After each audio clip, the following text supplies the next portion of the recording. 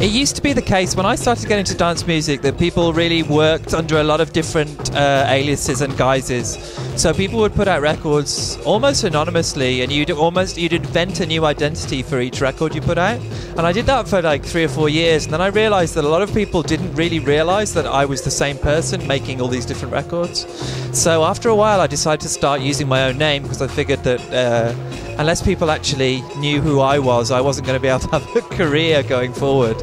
Gradually people got to know who Ewan Pearson was, but I still occasionally, last year I did a record with a friend of mine in Berlin, and we used an alias and we didn't tell anybody who it was. And so every now and then we do, you know, you can do something completely secret.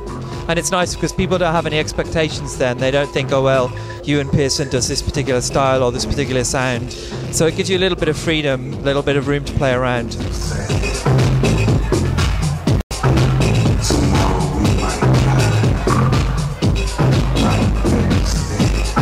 I've done a lot of remixes over the last few years. I think I'm not sure what the current total is. It's something over 100 now. But I guess my favourite's probably... I did a remix for a woman from Nashville called Courtney Tidwell, who's a country singer. She's kind of like alternative country, so quite spacey and strange. But we did a record... I did a remix for her, which kind of turned into a bit of a hit a couple of years ago and ended up being licensed by lots of people, and I'm very fond of that. Did a remix for Foals, a band from Oxford that I really love, a couple of years ago that came out on Compact, which I really like. And then it's hard for me to talk about my own work in that way. It's kind of, I don't know, I prefer other people to talk about that rather than me.